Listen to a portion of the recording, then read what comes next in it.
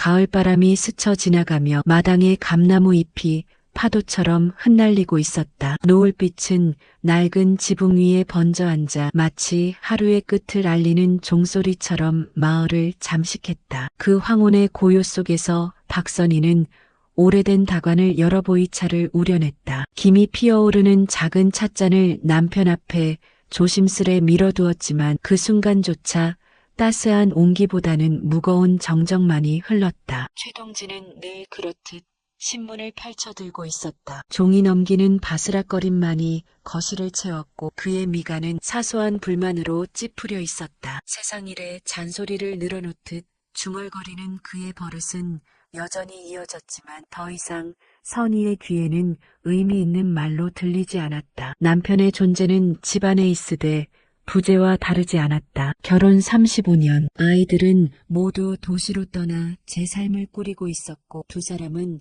한 지붕 아래 살면서도 서로 다른 세계에 갇혀 지내고 있었다. 저녁 식탁은 의무처럼 차려졌으며 대화는 건조한 안부로 끝이 났다. 선희는 점점 자신이 투명한 존재가 되어가고 있음을 느꼈고 남편의 무심한 표정은 그 공허감을 더 깊게 파고들었다. 부부라는 이름만 남은 채 같은 집에 갇혀 사는 이 관계는 더 이상 온기를 품지 못했다. 그러던 어느 날 문화센터에서 열린 작은 행사가 그녀의 권태로운 일상에 균열을 내기 시작했다. 그곳에서 선희는 학창시절의 오랜 친구 윤미정을 마주쳤다. 같은 나이였지만 미정은 확연히 달랐다. 표정에는 활력이 넘쳤고 손끝에는 선명한 붉은 매니큐어가 반짝였다. 웃음소리와 함께 흔들리는 귀걸이는 마치 그녀가 아직도 젊음을 손에 쥐고 있다는 증거처럼 보였다. 선희는 순간 낯설고도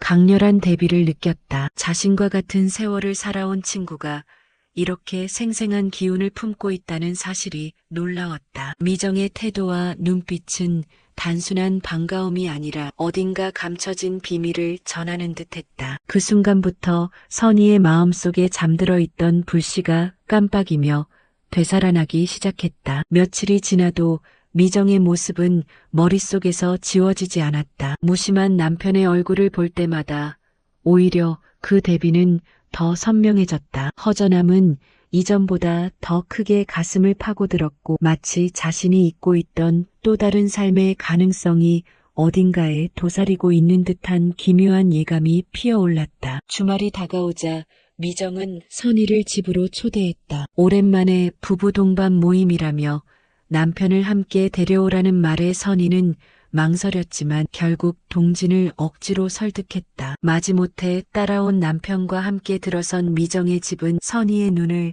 단숨에 사로잡았다. 창가에는 싱그러운 화분들이 놓여 있었고 은은한 향초의 향기가 거실에 번져 있었다. 그리고 그곳에서 마주한 미정의 남편 장현우는 전혀 다른 세상을 보여주었다. 그는 환한 웃음으로 손님을 맞이했고 넓은 어깨와 다부진 체격은 세월조차 무력하게 만드는 듯했다. 선희가 들어서자마자 의자를 빼주며 보인 세심한 배려는 낯설고도 강렬한 울림을 남겼다. 순간 선희는 자신이 오랫동안 잊고 살았던 설렘의 파편을 가슴속 깊이 느꼈다. 저녁 식탁 위에 잔이 오가며 분위기가 무르익어 갈수록 선희의 마음은 어딘가 낯설게 흔들리기 시작했다. 오랜만에 듣는 칭찬은 그녀의 뺨을 붉게 물들였고 잊고 지냈던 감각이 조심스럽게 고개를 들었다. 남편 동지는 묵묵히 술잔만 기울이며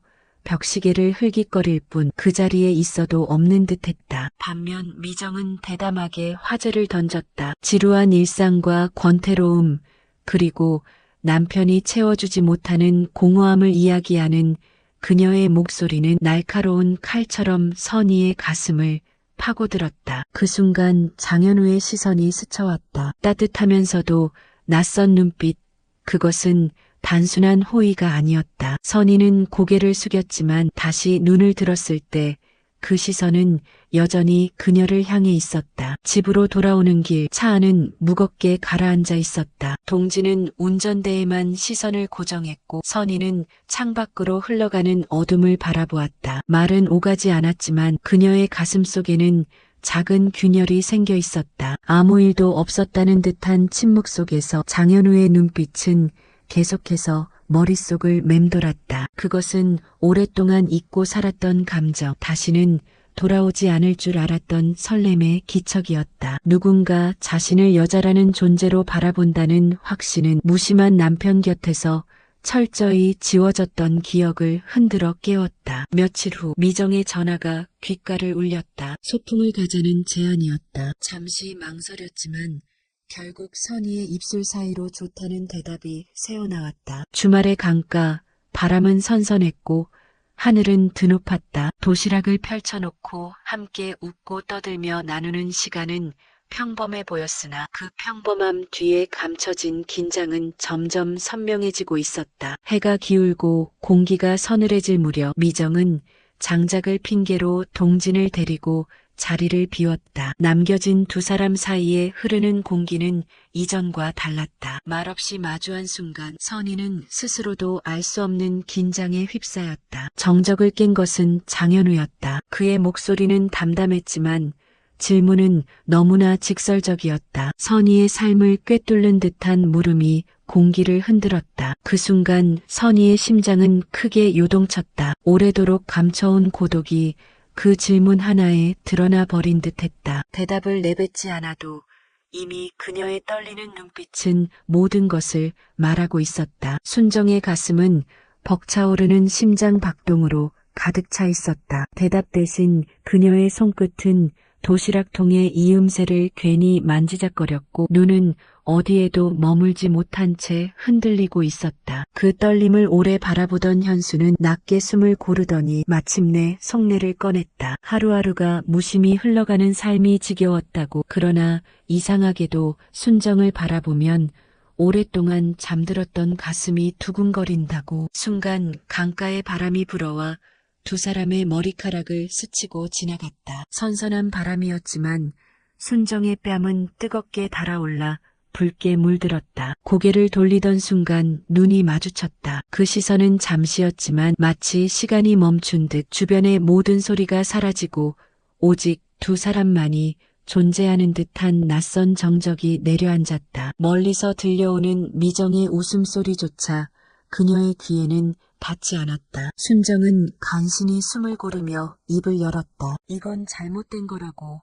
이렇게 흔들리는 건 안 된다고. 그러나 목소리는 떨렸고 그 떨림 속에는 부정할 수 없는 갈망이 스며 있었다. 그녀 스스로도 알았다. 그 말이 항변이라기보다 오히려 멈춰주기를 바라는 마지막 끈 같은 것임을. 현수는 대답 대신 천천히 고개를 끄덕였다. 그 끄덕임은 인정이자 고백이었다. 잘못된 걸 알면서도 이미 돌이킬 수 없음을, 더는 자신을 속일 수 없음을 말하는 몸짓이었다. 그날 밤 집으로 돌아온 순정은 침대에 누워도 좀처럼 눈을 감을 수 없었다. 옆방에서 들려오는 남편 도윤의 규칙적인 숨소리는 예전 같으면 안도감을 주었을지 모른다. 그러나 그날은 달랐다. 그 소리는 이제 차갑고 무의미한 소음으로만 들렸고 그녀의 가슴 한편에서는 알 수 없는 떨림과 불길 같은 열기가 자라나고 있었다. 눅눅한 여름밤 공기 속에서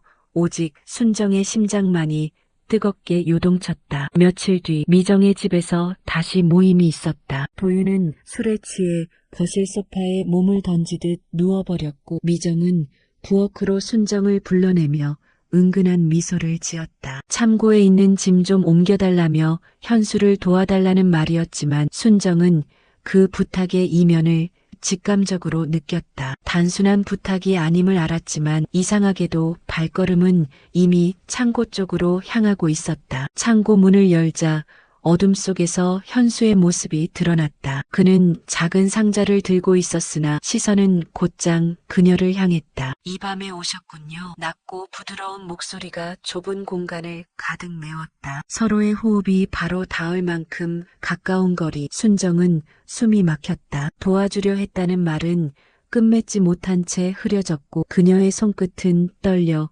상자가 흔들렸다. 현수의 손길이 재빠르게 그 손을 감싸쥐었다. 뜨겁고 단단한 온기가 손끝에서 번져들었다. 그 순간이었다. 억눌러왔던 시간이 무너져 내렸다. 현수는 단호하면서도 절실하게 순정을 품 안으로 끌어당겼다. 이러면 안 된다는 말이 입술에서 새어나왔지만 이미 그녀의 얼굴은 그의 가슴에 묻혀 있었다. 오랫동안 잊고 지낸 떨림, 여자로서 느끼는 생생한 감각이 파도처럼 밀려왔다. 현수는 그녀의 머리칼을 부드럽게 쓸어내리며 속삭였다. 잘못된 줄 안다고.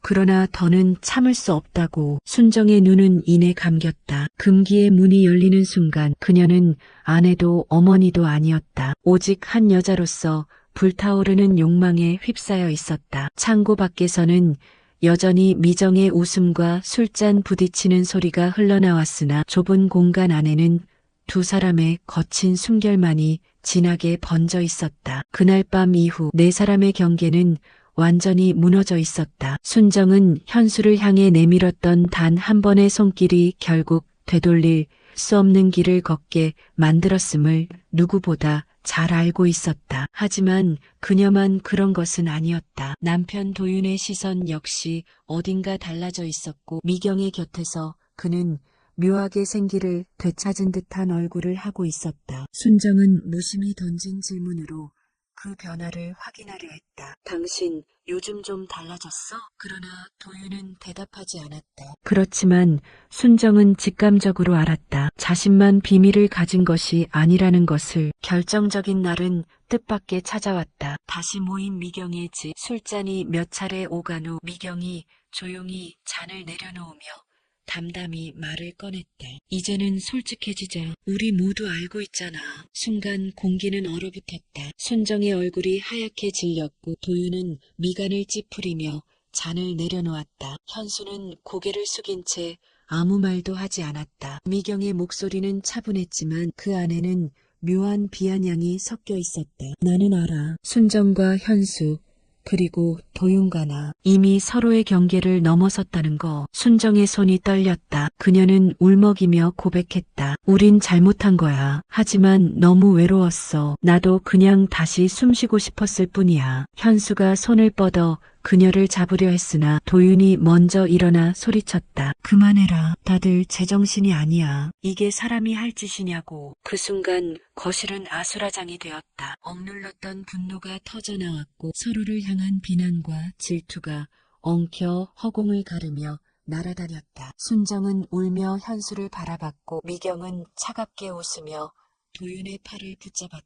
네 사람의 관계는 이미 원점으로 돌아갈 수 없음을 그 순간 모두가 깨닫고 있었다. 시간은 흘렀다. 남은 것은 불붙었던 순간의 떨림이 아니라 돌이킬 수 없는 상처뿐이었다. 순정은 다시 조용한 집에 홀로 앉아 있었다. 낡은 차잔에서 김이 피어올랐지만 그 맛은 이제 아무 향도 느껴지지 않았다. 남편 도윤은 같은 공간에 있었으나 그 거리는 예전보다 더 멀게만 느껴졌다. 창밖의 바람은 여전히 흘러가는데 순정의 가슴 속에는 텅 빈 공허만이 가득했다. 그녀는 창가에 시선을 고정한 채 속으로 중얼거렸다. 사랑이라 믿었는데 결국 남은 건 외로움뿐이구나. 눈가에 맺힌 눈물은 후회의 흔적이자 동시에 아직 사라지지 않은 그리움의 그림자였다. 아이러니하게도 그 감정 속에서 순정은 다시금 자신이 여전히 살아있다는 사실을 느꼈다. 삶의 마지막까지도 흔들림과 후회는 함께한다. 그러나